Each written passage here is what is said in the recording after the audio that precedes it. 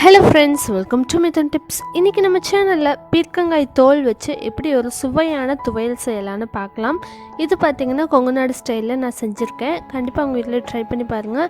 அதுக்கு முன்னாடி நம்ம சேனலை இன்னும் நீங்க Subscribe பண்ணலனா மறக்காம கீழ இருக்க ரெட் பட்டன் பிரஸ் பண்ணிக்கோங்க. அப்படியே பக்கத்துல இருக்க பெல் ஐகானும் பிரஸ் பண்ணிக்கோங்க. அப்பதான் நம்ம சேனல்ல போற வீடியோஸ் நோட்டிஃபிகேஷன்ஸ் உங்களுக்கு வரும். வாங்க எப்படி செய்யலாம்னு பார்க்கலாம். ஸோ இந்த துவையல் செய்கிறதுக்கு முதல்ல ஒரு பேன் ஹீட் பண்ணிக்கலாம். அதில் தேவையான அளவுக்கு எண்ணெய் சேர்த்துக்கலாம். எண்ணெய் நல்லா சூடானதுக்கப்புறமா 1 டேபிள் ஸ்பூன் அளவுக்கு உளுந்தும் பருப்பு சேர்த்திடலாம். நீங்கள் கருப்பு உளுந்து இருந்து சேர்த்துனா கூட அது இன்னுமே நல்ல ஒரு சுவையும் கொடுக்கும், சத்தும் அதில் ரொம்பவே அதிகம்.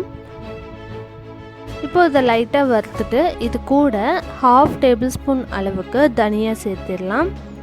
இது பார்த்திங்கன்னா ஒரு நல்ல ஃப்ளேவரும் கொடுக்கும், நல்ல டேஸ்ட்டும் கொடுக்கும். ஸோ நாங்கள் பார்த்திங்கன்னா எல்லா விதமான துவையலுக்கும் கண்டிப்பாக வந்துட்டு மல்லி கொஞ்சமாக சேர்த்திக்குவோம். அதோட வாசனை ரொம்பவே நல்லாயிருக்கும், அதுக்காகவே சேர்த்திக்குவோம்.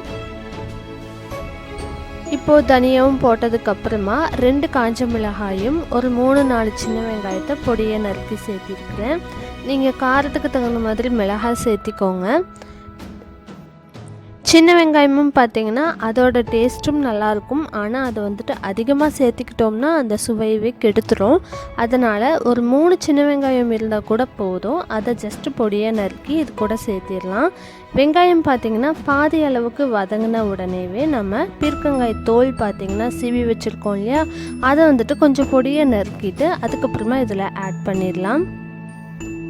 தோல் சீவுறதுக்கு முன்னாடியே பீர்க்கங்காயை நல்லா வாஷ் பண்ணிக்கோங்க. அதுக்கப்புறமா தோல் சீவிட்டு எடுத்து லைட்டாக காய வச்சுட்டு அதுக்கப்புறமா பொடியை நறுக்கி நம்ம இந்த மாதிரி துவையல் செஞ்சுக்கலாம். இந்த துவையல் பார்த்திங்கன்னா ரொம்பவே சுவையாக இருக்கும். இது கெட்டு போகாமல் இருக்கிறதுக்கு கொஞ்சமாக வந்துட்டு புளி சேர்த்திக்கலாம்.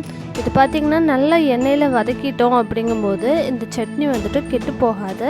இப்போது 1 டேபிள் ஸ்பூன் அளவுக்கு தேங்காய் துருவல் சேர்த்திக்கோங்க, அல்லது சின்ன துண்டாக இந்த மாதிரி தேங்காய் வந்துட்டு 1 கை அளவுக்கு சேர்த்திக்கலாம்.